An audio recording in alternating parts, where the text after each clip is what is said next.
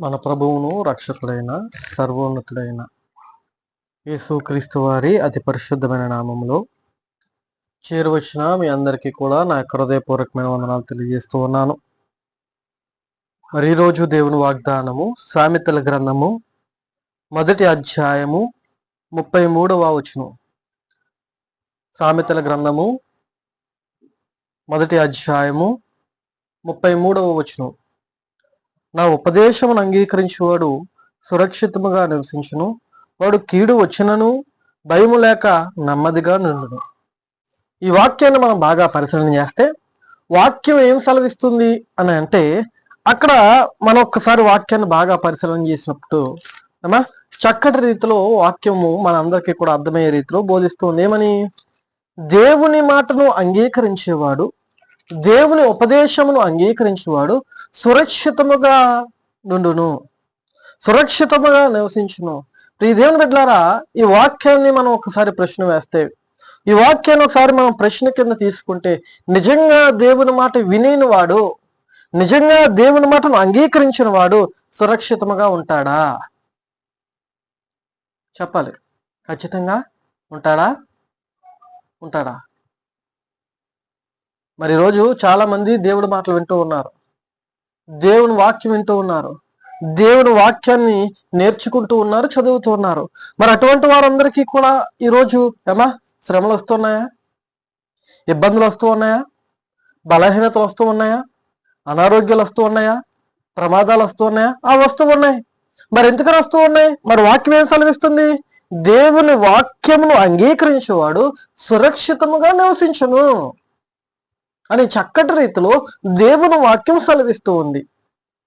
మరి ఈరోజు దేవుని వాక్యాన్ని వింటున్నాం మనము, దేవుని వాక్యాన్ని అంగీకరిస్తున్నాం మనము, దేవుని వాక్యాన్ని నేర్చుకుంటున్నాం మనము.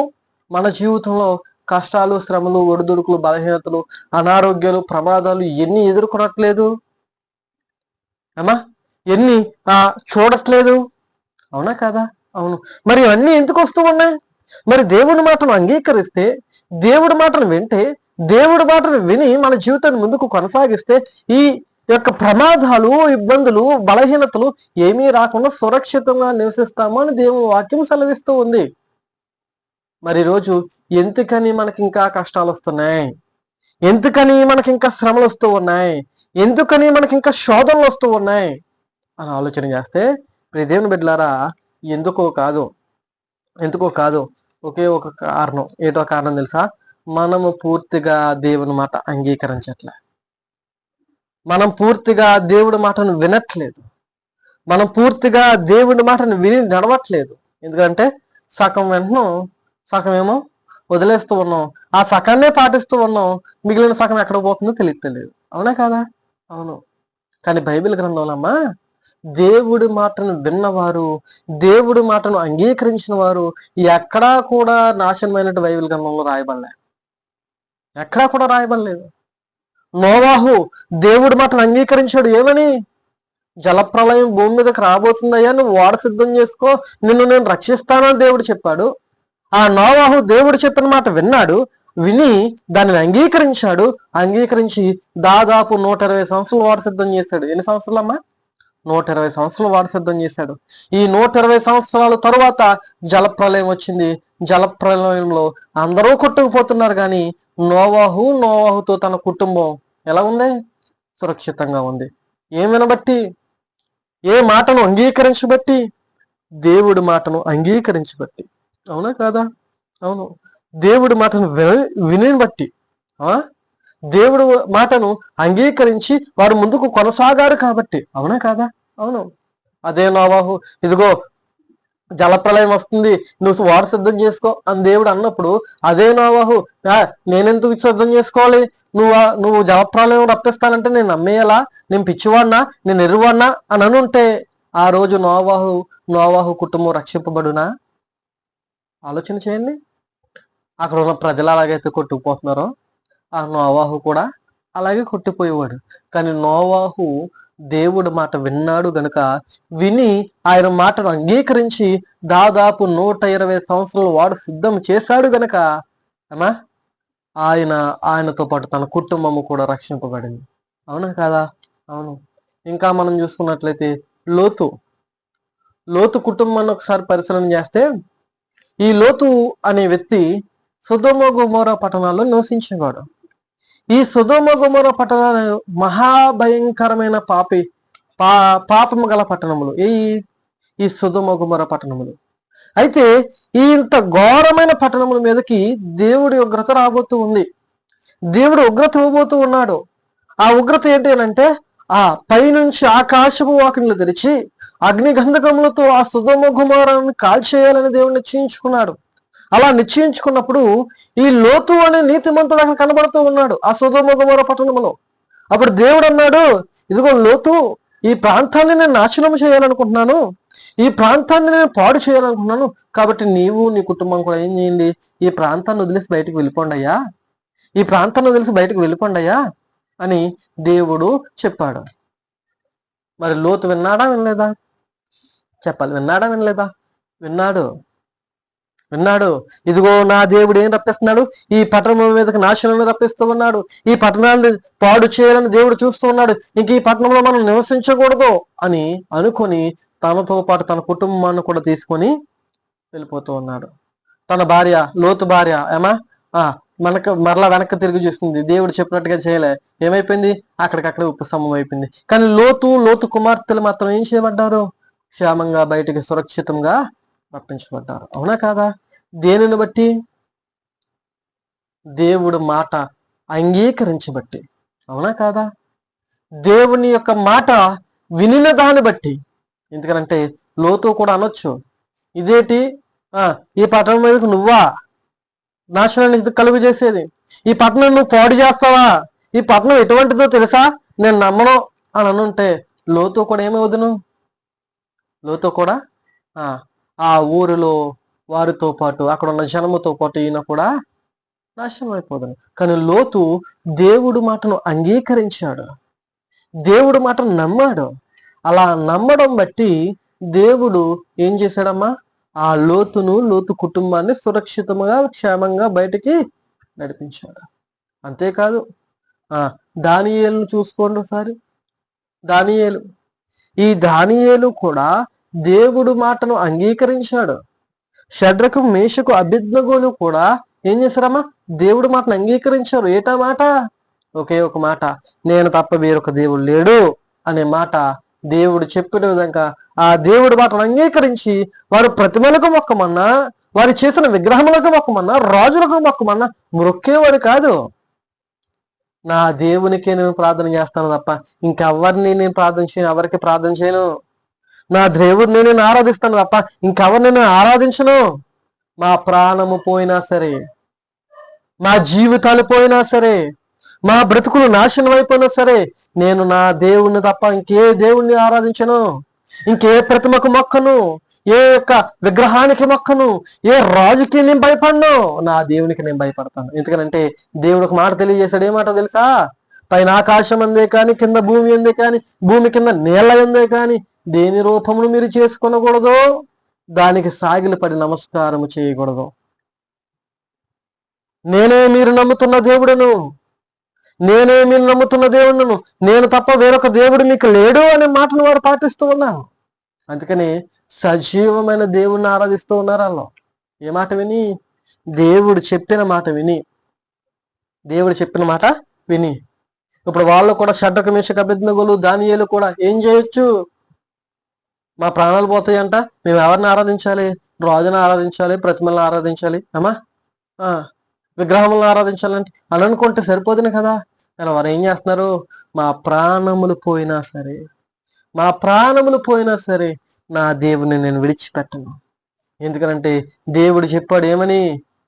నేనే మీ దేవుణ్ణి, నేను తప్ప వేరొక దేవుడు మీకు లేడు, ఆ దేవుడిని మీరు మొక్కాలి, ఆ దేవుని మీరు ఆరాధించాలి. పైన ఆకాశం అందే కానీ, కింద భూమి అందే కానీ, భూమి కింద నేల అందే కానీ నేనే, ఇంకెవరో లేరు అనే మాటను ఆ షడ్రకు, మేషకు, అబేద్నెగోలు పాటించారు, ఆ దానియేలు పాటించాడు, ఆ వాళ్ళందరూ పాటించారు కాబట్టనే దానియేలును షడ్రకు మెషకు అబేద్నెగోలను ఆ నలుగురు ఆ మాటను అంగీకరించి ఆ మాట విని ఆ మాట యందు నడిచారు కాబట్టనే దానియేలు సింహపు బోనులోనికి వెళ్ళిన సురక్షితంగా క్షేమంగా బయటికి నడిపించబడ్డాడు. షడ్రకు మెషకు అబేద్నెగోలు అగ్ని గుండకములలో వేయబడిన అగ్ని గుండములో వేయబడిన మరలా క్షేమంగా బయటికి రక్షింపబడ్డారు. అవునా కాదా? దేనిని బట్టి అంటారు? దేనిని బట్టి అంటారు? వారు దేవుడి మాటను వినిన దానిని బట్టి, వారు దేవుని మాటను అంగీకరించడం బట్టి. మరి ఈరోజు ప్రియ దేవుని బిడ్డలారా, ఈరోజు వారికి మనకి తేడా ఉందా? చాలా తేడా అమ్మా.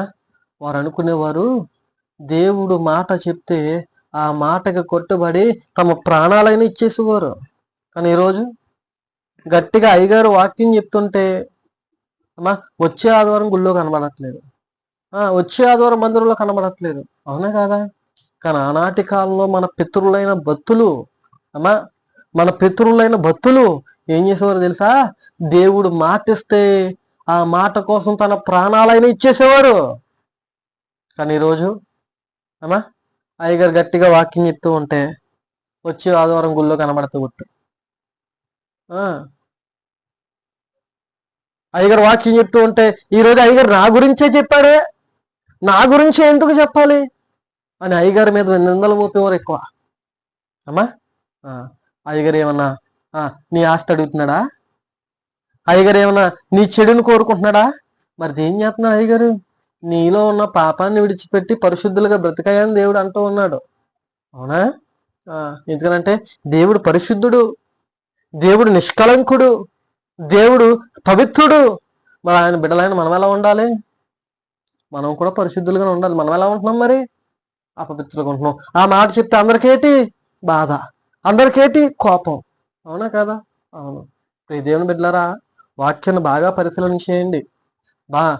గ్రంథంలో మీరు ఈ యొక్క పరిశుద్ధ గ్రంథంలో మీరు పరిశీలన చేస్తే వారు దేవుడి మాటను పూర్తిగా అంగీకరించారు. ఎవరో దానియేలు కావచ్చు, షడ్రకు మేషకు అబేద్నెగోలు కావచ్చు, నోవాహు కావచ్చు, లోతు కావచ్చు, ఇంకా అనేక మంది భక్తులు కావచ్చు. వారు దేవుడి మాటను పూర్తిగా అంగీకరించారు కాబట్టి సురక్షితంగా వారు నడిపించబడ్డారు, సురక్షితంగా వారు జీవించారు. అదే దేవుడి మాటను అంగీకరించకుండా బ్రతికిన వారు చాలా మంది ఉన్నారు. మొట్టమొదటిగా ఆదాము అవ్వ దేవుడి మాటను విన్నారా? వినలేదా? దేవుడి మాటను అంగీకరించారా? అంగీకరించలేదా? ముందు విన్నారు, మరి ఆ మాట ప్రకారం బ్రతికారా? ఆ మాట ప్రకారం జీవించారా? లేదు, తప్పు చేశారు. దేవుడు కోపం వచ్చింది, ఏదేను తోటలోంచి బయటికి గెంటేశాడు. అవునా కాదా? అవును. సౌలు ఇశ్రాయేలు మొట్టమొదటి రాజు. అమ్మా దేవుడి మాటను పూర్తిగా విన్నాడా? సగమే విన్నాడా? పూర్తిగా అంగీకరించాడా? సగమే అంగీకరించాడా? సగమే అంగీకరించాడు. అవునా కాదా? అవును. మరి వారు నాశనం అయ్యారా? నాశనం అయిపోయారు. అవునా? అవును. దేవుని బిడ్డలారా, ఈరోజు దేవుని వాక్యాన్ని ఎలా వింటూ ఉన్నాం? దేవుని వాక్యాన్ని ఎలా అంగీకరిస్తూ ఉన్నాం? దేవుని వాక్యాన్ని ఎలా నేర్చుకుంటూ ఉన్నాం? ఇదే మనం బాగా ఆలోచన చేయాలి. ఎందుకంటే మనం వాక్యం సగం సగం నేర్చుకుంటున్నాం, సగం సగం పాటిస్తూ ఉన్నాం, సగం సగం బ్రతుకులు అయిపోతూ ఉన్నాయి. అవునా కాదా? మనం ఏదైనా సరే పూర్తిగా అంగీకరించాలమ్మా. ఆదివారం ఆరాధనకి వెళ్ళి వాక్యం వినడం గొప్ప కాదు, విన్న వాక్యం మన హృదయంలో ఉండడం గొప్ప. విన్న వాక్యం మన హృదయంలో ఉండడం గొప్ప. కానీ ఈరోజు అలా ఉండట్లేదమ్మా. ఈరోజు అలా ఉండట్లేదు. కానీ ఈరోజు మనం అలాగే జీవించాలి. ఎలాగా? ఆదివారం ఆరాధనకి వెళ్ళి అమ్మా కూర్చొని వచ్చేసేవారుగా కాదు, విన్న వాక్యాన్ని మన హృదయంలో భద్రపరుచుకొని ఆ వాక్యానుసారంగా జీవించేవారుగా ఉండాలి. వాడు చెప్పాడు, సామెతల గ్రంథం 1వ అధ్యాయం 33వ వచనంలో ఏమన్నాడు తెలుసా? నా ఉపదేశమును అంగీకరించేవాడు సురక్షితముగా నివసించును, వాడు కీడు వచ్చినను భయము లేక నెమ్మదిగా ఉన్నాడు. ఎలా ఉంటాడమ్మా? భయం లేక నెమ్మదిగా. ఎప్పుడు కీడు వచ్చినను, ప్రమాదం వచ్చినను. ఈరోజు భయపడుతున్నావా? చిన్న జ్వరం వస్తే చాలు తలప్రాణం తోక్కొచ్చేస్తుంది మనకి. అవునా కదా? కొట్టి మిట్టాడేస్తూ ఉన్నాం. అవునా కదా? భయం ఉందా? చాలా భయం మనకి. కానీ ఆనాటి భక్తులు మా ప్రాణం పోయినా పర్లేదు, మా దేవుడు నాతో ఉన్నాడు చాలు. అదే చూడండి, వారికి మనకున్న అమ్మా ఆ యొక్క తేడా చూడండి, వారికి మనకి ఉన్న డిఫరెంట్ చూడండి. వారు అనేవారు, నా దేవుని కోసం నా ప్రాణాలైనా ఇచ్చేస్తాను అనేవారు. నా దేవుని కోసం నా ప్రాణాలు పోయినా పర్లేదా అనేవారు. ఇంత కీడు వచ్చినా, ఎంత శ్రమ వచ్చినా, ఎంత బలహీనత వచ్చినా, ఎన్ని ఇబ్బందులు వచ్చినా, ఎన్ని బలహీనతలు వచ్చినా, ఎన్ని అనారోగ్యాలు వచ్చినా, అమ్మా భయము లేకుండా నా దేవుడు నాతో ఉన్నాడు, నా దేవుడు నన్ను ముందుకు నడిపిస్తాడు అనే ఆలోచన కలిగి వారు ముందుకు నడిచేవారు. కానీ ఈరోజు మనం 10,000 అప్పు కావాలంటే ఎవరి దగ్గరికి వెళ్తున్నాం? దేవుడి దగ్గరికి వెళ్తున్నామా? జ్వరం వచ్చిందంటే ఎవరి దగ్గరికి వెళ్తున్నాం? దేవుడి దగ్గరికి వెళ్తున్నామా? బలహీనత వచ్చిందంటే ఎవరి దగ్గరికి వెళ్తున్నాం? దేవుడి దగ్గరికి వెళ్తున్నామా? ఆపే ముందు అందరూ అయిపోవాలి, ఊర్లో ఉన్న జనమంతా అయిపోవాలి. అప్పుడు చివరికి ఎవరూ లేకపోతే దేవుడి దగ్గరికి వచ్చి, అయ్యా నువ్వే దిక్కు అంటున్నావు. ఇప్పుడు అంత అయిపోయిన తర్వాత, మరి ఆనాటి కాలం భక్తులు అంతా అయిపోయిన తర్వాత వచ్చారా? ముందే వచ్చారా? ముందే. ఎన్ని శ్రమ వచ్చినా, ఎన్ని బలహీనతలు వచ్చినా, ఎన్ని అనారోగ్యాలు వచ్చినా, ఎన్ని ప్రమాదాలు వచ్చినా, ఎంత పెద్ద శోధన వచ్చినా సరే ఏం చేసేవాడు తెలుసా? నా దేవుడు నాతో ఉన్నాడు, నా దేవుడు నన్ను నడిపిస్తాడు, నా దేవుడు నన్ను విడిపిస్తాడు, నా దేవుడే నన్ను రక్షిస్తాడు, నా దేవుడే నాకు విజయాన్ని ఇస్తాడు అని ముందుకు కొనసాగేవారు. మరి ఈరోజు మనం అలా ఉండగలుగుతూ ఉన్నామా? ఈరోజు మనం అలా జీవించగలుగుతూ ఉన్నామా? ఈరోజు మన యొక్క విశ్వాస జీవితాన్ని అలా కొనసాగించగలుగుతూ ఉన్నామా? లేదు. చిన్న శోధన వస్తే చాలు విశ్వాసంలో పడిపోతున్నాం, చిన్న బలహీనత వస్తే చాలు పరిశుద్ధతలో పడిపోతూ ఉన్నాం, చిన్న ఇబ్బంది వస్తే చాలు భక్తిలో పడిపోతూ ఉన్నాం. అవునా కాదా? అవును. కానీ ఆనాటి కాలంలో భక్తులు అట్టి విధంగా ఉండేవారు కాదు. ఎంత పెద్ద శోధన వచ్చినా సరే భయము లేకుండా, నా దేవుడు నాతో ఉన్నాడు, నా దేవుడు నన్ను విడిపిస్తాడు, నా దేవుడు నన్ను నడిపిస్తారు అనే నమ్మకం కలిగి ఉన్నారు. ఈరోజు మనము కూడా ఎన్ని శోధనలు వచ్చినా, ఎన్ని బలహీనతలు వచ్చినా, ఎన్ని ఇబ్బందులు వచ్చినా, ఎన్ని ఒడిదుడుకులు వచ్చినా, ఎన్ని అనారోగ్య పరిస్థితులు వచ్చినా, ఎన్ని అననుకూల పరిస్థితులు వచ్చినా, నా దేవుడు నాతో ఉన్నాడు, నాకు భయమేంటి? నేను భయపడను, నేను దేనికి జడియను, నేను దేనికి బలహీనపడను.